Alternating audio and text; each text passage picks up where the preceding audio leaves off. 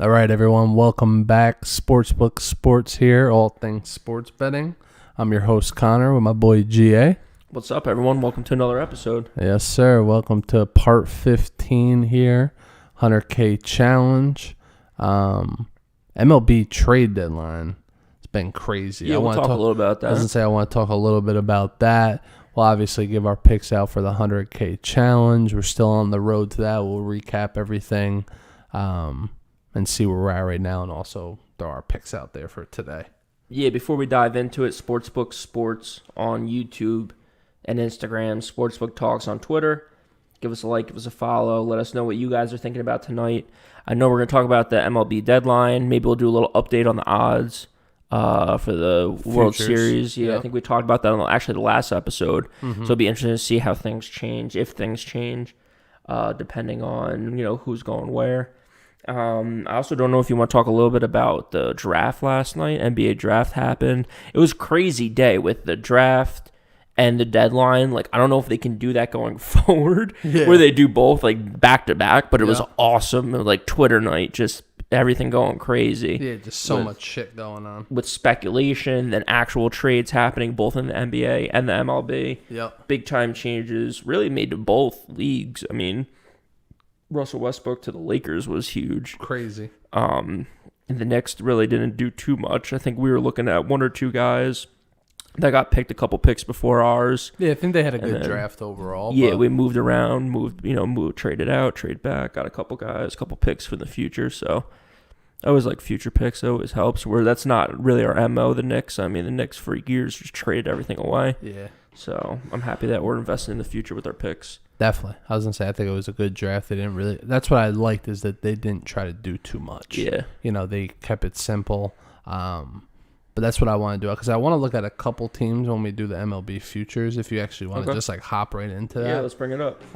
Because I wanted to see, like, obviously I think things didn't move as much as I thought they were going to, which I'm not surprised. Yeah. Because, I mean, the Dodgers were already a heavy favorite. Or a clear favorite to win it. Yeah, I thought they were going to be like even money or plus 100 or plus 300 right now. And I think they were plus 380 though. Yeah, I think they were under plus 400. So 80 points is still a solid amount, but not a ton, definitely. For what they got with not just Scherzer, but also Trey Turner. Yeah, I mean, that's a huge pickup. It's crazy. I don't think they had anyone good at shortstop anyway. Yeah. And they didn't really give up much considering who they got. And all that stuff. They give a good amount of prospects, but with the people with the deadline, obviously people have been talking about it, and like I've kind of come around. Like for a while I was prospects are like great, they held the futures, especially top 50 prospects and stuff like that, but when you look at it, I really do believe in I'd much rather have the player that I know who Trey Turner is. 100%. I know who Scherzer is. I know where they're at in their careers. Scherzer towards the end of his career. I think Trey Turner might be right. But in his prime, he just adds Scherzer just adds to the depth of their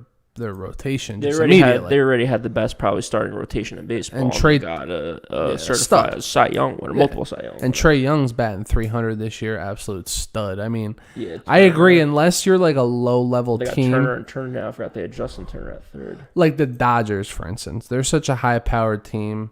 Prospects, I don't think mean much to them because for one, it's an easy place to recruit good free agency talent. You know what I mean? So that's besides the point. As far as prospects, but I feel like the farm system's good for those low level non-big market teams. Yeah, and that's where Pittsburgh and and they do it, and those are the teams that do a terrible job with it. Yeah, because they end up they're like, oh, let's make a run this year and trade our whole farm system to get fucking some washed up dude. You know what I mean? But that's what I think is the big difference when it comes to it, is because I agree with you. I really think that having the player that can play right now is 10 times better than having the guy that's just, you got to wait for him to do his job. You know? I know people, I'm a Mets fan, so we were looking at Chris Bryant. I really wanted Chris Bryant or Javi Baez. We ended up getting Baez, which is huge. Yep. I really wanted the closer, though, for Chicago, which we ended up not getting. I wanted Krimble, but... And people were saying oh, it's too big, too much, too many prospects. We have 4 top 50 prospects. We can't ship them all out. It's like, why not? Yeah. Why not? Like, who do we need? Nah. You guys need bats. We need bats, but like we don't. Like one of our top prospects is a pitcher. We have 9 pitchers on our roster now, and you have a pretty good starting rotation. If everyone's healthy, if Carrasco ends up being what he's supposed to be, Syndergaard comes back, he can be our 5th starter. Yeah, and if he's pitching well, yeah. He can throw high 90s with a good fastball, good slider. And Syndergaard's the type of guy. I feel like he's been out for 2 years. Him and Carrasco, those are guys that, remember we talked about it with the Rays the other day. Yeah, those are just good people to have in your bullpen when the playoffs come. You know, they come in for an inning, throw straight gas. I mean, if Syndergaard's going to be our like 6th, 7th inning guy, I'm it's fucking huge. loving it. He's the one that gets you to the closer. Yeah, and that's why Krimble or someone like that would have been a good pickup for you guys. Because who's your closer? It's like Diaz, Edwin Diaz, who has the best walkout music in baseball. But I fucking what is it? It's like horns and shit. I don't know if there's a name for it and stuff. I'll play it after. I don't know if I can play it like on the stream. I'll try to do that real quick while we're talking. But that's too funny. It's fucking. Or maybe I can just pull it up on my phone real quick. But the problem is those fucking horns. He's not bad though, right? No, he is. He's hot and cold. Yeah. So that's why I want like a real closer who this Krimble guy sounds like he is. Yeah, Krimble. He's sort of getting on the last leg of his career, but we just need someone for this year, next year. We don't need. He's been consistent. Yeah, we don't need someone for the next 10 years. You know what I mean? And that's why I'm happy. That's why I love that we got Steve Cohen. That's why I'm happy where the Mets are right now, because I really do feel like it's like we're trying to get to where the Dodgers are now, or one of these bigger teams that's like contending year after year after year. Yeah, that's what you guys. I mean, Baez is a little bit older, but still he wants to play with. He's still a beast too. With Lindor, so. Those two together will be dynamic to watch. Yeah. I mean, I'm just happy that he came out and he said that's what he wanted, and then that's what we got. So that's what I like, too, about this new Mets. I feel like, we said we... This is Diaz's walkout music. I was going to say, he's got to be like... He's definitely, obviously, Spanish. I think he's got to be Puerto Rican or something. I mean, my God, how do you not get fucking hyped when you hear those horns going? I would be going nuts in the stadium. But the problem is that when I hear those horns and he's pitching bad, it's like the last thing I want to hear. Yeah, it's like, dude, here comes, shut here up comes the fuck 4 up. runs. Yeah, here comes 4 runs. Yeah. So turn the horns down. There's nothing to be excited about here, Edwin. Yeah. But check out what the Giants are, San Fran. So again, the Giants with who did they just bring up? Chris Bryant, huge bat for them. I mean, they're kind of surprised they're plus 950. Yeah, they didn't move at all. No, what about the Yankees? Did they move at all? No, 2,000. They're still plus 2,000. Yeah. I mean, the Yankees don't. The only thing that really happened that shifted a lot in my mind, which I don't go to MLB.com quick too. I think this actually just like updated in the last like hour or two, which I guess because of the trades that makes sense. Yeah, shit's moving left and right. Earlier when I was looking at it, like the Padres were still 950. They're at 1,300 now. The Mets were plus 1,000. They're plus 1,200 now. Well, I mean, maybe that's because the Dodgers made such a move. They're just like, and the White Sox did from like 800 of their plus 550. I mean, they've gotten a ton of people. Because people might just be like, "Yo, the Dodgers are just a fucking lock for this year."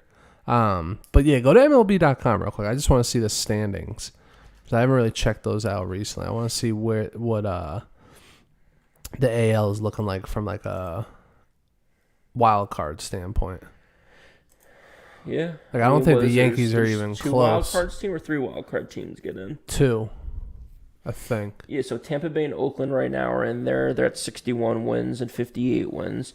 And then Seattle's at 55. The Yankees are 53. Toronto's at 51. So the Yankees are how many games behind? Because I think what happens is the Tampa Bay Mariners, they play the wild card matchup, and then they'll face up against the Astros, it looks like, as of right now. Tampa Bay and the Mariners. Yeah, you see those. Or Tampa Bay and the Athletics. Oh, okay. So, yeah. So, I mean, they're 3.5 games back. The Yankees are? Yeah, 3.5. That's not terrible. No. It's just they don't have the pitching either. I think that's what scares me, and that's why the value is. That's why they are what they are as an odd standpoint. Yeah, my thing about the Yankees that just worries me is the pitching. At this point, I mean, they just loaded up on batters. They got Rizzo. Joey Gallo. Which again are just like two guys home run hitters. They just keep doing that. They're addicted to the long ball. Yeah, and it just doesn't do anything. They need people that get contact. That's what the Yankees need. That's why Derek Jeter was a stud in the Yankees. They need to get guys on base to hit home runs. When they won chips, they had dudes that could hit home runs. Of course. But they had dudes that just got on base. Bernie Williams, Scott Brosius, Chuck Nalbach, Derek Jeter, Paul O'Neill. Like, dudes that fucking got on base. Yeah. And that's all that mattered. Yeah.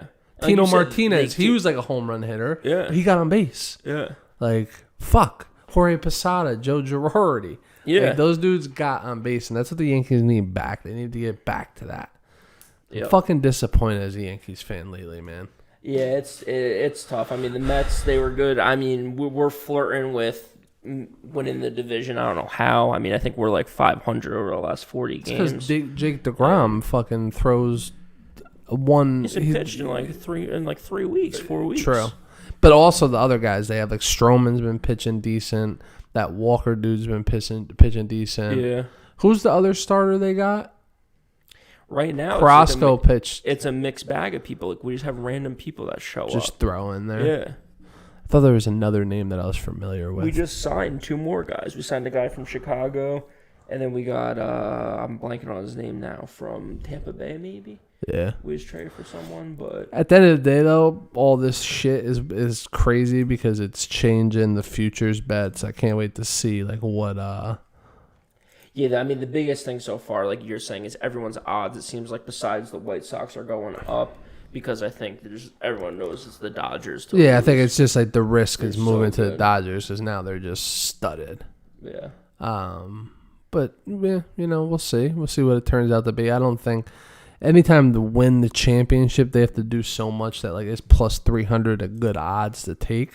No, not really. Yeah, we got Rich Hill from Tampa Bay is who I'm thinking of. Oh, okay. That's not a bad pickup. No, it's not, but it's nothing great. It's nothing splashy. Yeah, he's another one that's hot and cold from what I've seen. Yeah. I fucking hate Rich Hill. He's another guy like Matt Ryan that if I fucking bet him, he gets stroked on. Dudes are hitting fucking back-to-back home runs on him, and then when I bet against him, he's fucking Cy Young out there. Yeah, but yeah, it's those are the worst guys. But yeah, like I think the Astros at 480 is about where they were last week. Not bad. Like I said, the only teams that really I think went down, and rightfully so, are the Dodgers and the White Sox because they've just made the biggest moves. About the mattress Mac, the Astros put a couple mil on them.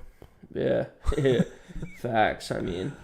The Mets have no chance at winning though this year because Frank the Tank Fleming is putting out content at Citi Field. But even in San Francisco at 950, like I don't hate that. Nah, I like that. I like San Fran this year. Just because I feel like the two of them against the Dodgers, I feel like they play each other enough that they know each other. Who was it? I said the Giants, the Red Sox, and the Padres are who I like this year. Yeah. Giants, Red Sox, Padres. I Padres. might throw the Brewers in there. I like them. Yeah. But they just didn't Brewers aren't bad either. They didn't make any moves. Nah. And the only thing I don't like about them, and their pitching's been good this year. I personally don't think that their pitching will translate to the playoffs. Yeah. So I think those dudes will get smoked in the playoffs. Yeah. But I'm surprised the Padres haven't made any moves. I mean, they're pretty good up and down, but still, when you see these other big teams making these big moves, acquiring bats, acquiring pitchers, I feel like you gotta just respond and get someone. Yeah, they got like some dude from the Cubs who's trash. I was looking at it before. I'm trying to find it right now. Jake Marcinick. Yeah. I guess is like a bat for them, but I know the Padres. That's another thing I'm looking at right now. Is they were in the mix for trying to get Scherzer. Yeah. And the Scherzer's got to have a World Series ring, right? I think he won the one. Did the Nationals win the one? Yeah, they did. When was that? Like not last that year long or ago. 2 years ago? Yeah, 2 years ago. Yeah. Like Juan Soto's first year, I think, when he came up. Yeah, I think it was. Put him on that. It wasn't last year because that was the. Yeah, like I said, it might have been 2 or 3 years ago. Yeah. But yeah, I mean that's the MLB. I think you want to just move into recapping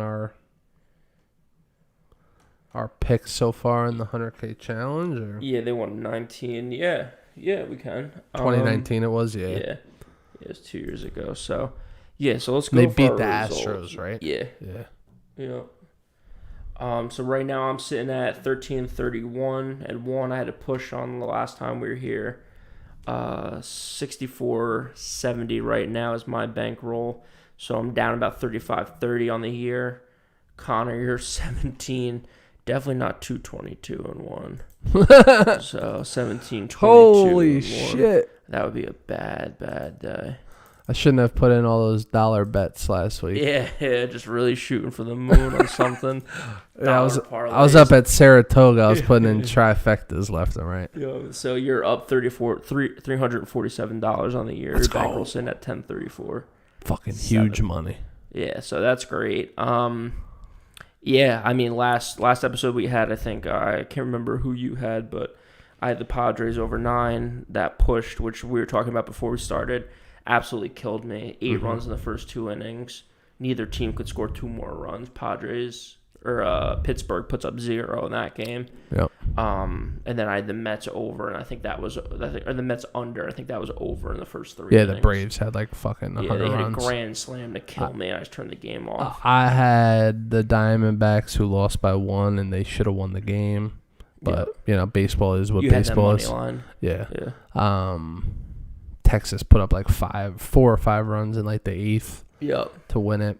That happens, Yep. I'm not too upset about that. What I am upset about is that the Marlins went into Baltimore. Yeah, and fucking had like 100 hits. Yeah. Which was just embarrassing. Yep. Just terrible. I mean, and the thing was, I was watching the game and they probably could have scored. The Marlins could have scored 25 runs that game. But they would get the bases loaded and then somehow the Orioles would get out of it. Yeah. They would like score 1 run off like a single, and then the Orioles would get out of it. Yep.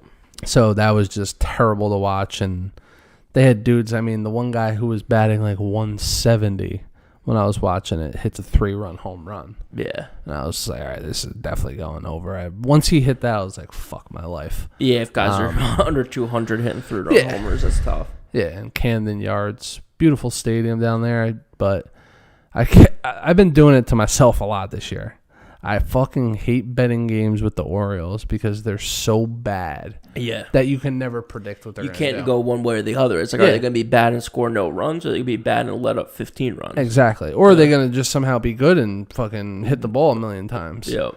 But then also, I do that with the Blue Jays as well. It's either like I bet them or I bet against them, and I'm never right either way. So yeah, I was that way with the Cubs for a little stretch there, and that's what got me on my cold streak, and I'm never betting them again. So yeah. It happens. You have those teams. You have those players. Let's get into our picks for tonight. So tonight, July 30th, against SportsBook Sports on Instagram and YouTube, SportsBook Talks on Twitter. Yes, sir. We each got 2 bets tonight. I got $250 on the Rangers money line. Okay. So that's $250 went $345. I just think they're a good underdog. I think it was priced a little wrong. I think it should be a little bit closer to even. I'm pulling it up right now. I'm blanking on the Mariners.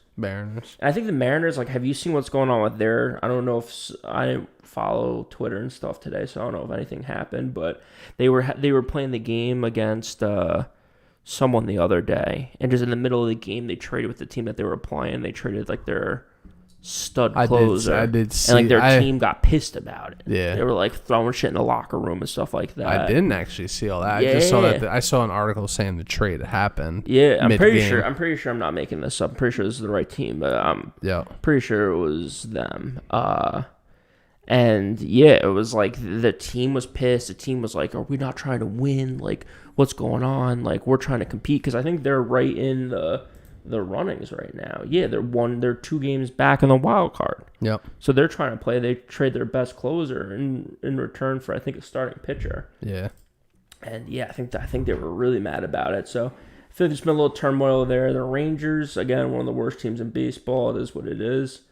But like I said, I think it should be a little bit more closer to even money. Mm-hmm. Right now, it's sitting at, what do I got it at here on FanDuel? Again, all our lines are FanDuel. That's where we get everything. So they're plus 135 right now on FanDuel. Okay. So line's moving a little bit, but nothing too crazy. So 250 win 345. And then I just like San Diego tonight. They're playing against, they're a good team. I think you can kind of take the trade deadline two ways. I was saying that I'm surprised that they didn't trade for anyone. You could also take that as is that they think they're good enough with who they got in the clubhouse. Yeah. Yep. So if I'm them, I'm getting rallied up. I'm getting fired up tonight about that. Like, we don't need to trade for anyone. We got all the guys right here. Yep. And they're going against Colorado, which Colorado, again, just all year long has been pretty bad on the road. They're one of the worst splits in baseball, home versus away. So, and I'm pretty sure they played in a series like not that long ago. Or they can't possibly be in the same series. No, it could be. They probably played in Colorado, though, or something. That happens. Yeah, so, yeah, I mean, they won last night 3-0. That was an easy one. Again, I think they're going to win tonight. Yeah. So, yeah, those are my two picks. I mean, nothing too crazy. Again, San Diego's minus 1.5 runs. So that's 250 win, 238-10. Okay. Yeah. Yeah, so I got the Pirates money line. They are playing the Phillies tonight. Yeah, so you got two underdogs. Yeah, two underdogs I'm going for. We'll see. I like both of them. Public's heavy on both favorites in this game. Vince Velasquez is pitching for the Phillies, who I think the Pirates can get off some runs on them. Yeah. I did some research on the Pirates pitcher, Will Crow. Yeah. And he, not a good ERA, not a good record, but also the Phillies haven't seen him too often. Okay. Haven't pitched against him, so their lineup isn't familiar with him. I mean, that doesn't mean much because I think the Phillies lineup can do whatever. They could put up 10 runs tonight, but we'll see what happens. I just think there's good value in it. And the line was where it's at was just a little weird to me. Okay. I think it's like plus 110 for the Pirates. Yeah, plus minus 130. Or yeah, no, I think I got it at. No, the Phillies was minus 130. The Pirates, I think, were plus like 115 or something when I looked at them. Okay. And I just think it's, like I said, a weird line to where I think Vegas has everyone hooked on the Phillies, and the Pirates come in and take this one away. And then for game 2, I'm taking the Reds against your Mets. Yeah, I like that. A lot of people are on the Mets. I don't think Carlos Carrasco has a good showing tonight. It's his first game of the season. I mean, Sonny Gray sucks, but yep. And Sonny Gray sucks, but he can put together a good start for me. I think he can put it together tonight against the Mets, because their lineup is a bunch of home run hitters. Not home run hitters, but they're not fucking little contact double guys. Yeah, and they're not, and we're in New York, so I think that favors Sonny Gray a little bit as far as keeping the ball in the ballpark. Yeah. So I'm hoping that, Yeah, also, I just Carrasco hasn't pitched. Like, you just don't know what you're getting with him. Yeah, you don't know what you're going to get. Is his conditioning going to be there? Yeah, and just, like you're saying, like, is he going to come out in the third or fourth inning? Because it's like, we're only going to let him throw 60 pitches tonight. Exactly. And I just think the Reds have a good enough lineup. They can get off on him a little bit and, hopefully put up some runs in support of Sonny Gray. Yeah, it's another one where I'm surprised where the line is. I'm surprised it's this heavy favorite on the Mets. I mean. Yeah, and people are on the Mets, though. Yeah. I don't know if that's because Sonny Gray's on the mound, whatever it is, but public's betting both the favorites that I took. So I decided, lay the juice and see what can happen. Yeah, I mean, the Reds 54-49, the Mets 54-47. It's not like any of these teams are any better than the other record-wise. So nope. So we'll see. Yeah. We'll see what happens. Both underdogs, 500 to win 579, and then the Reds were 500 to win 590 when I took them. So I'm just looking here now that I see the Reds. I see Nick Castellanos down there. Next time there's some sort of tragedy or something like that, we've got to figure out what the prop is for him. Every time someone's doing an apology or reading something bad, have you seen this trend with him? Nah. Oh my God, there was one guy who who had to retire in the middle of the game. Do you remember that? Got caught on a hot mic saying something. And Twitter reacted, all the stuff. So he got fired mid game. So he just starts giving this apology late in the game. And as he's giving the apology, Castellanos hits a deep fly ball to left field, and he just starts calling the play while he's in the middle of apologizing. And then, like, again, like a couple weeks later, something, I forget what else happened, but something terrible happened again.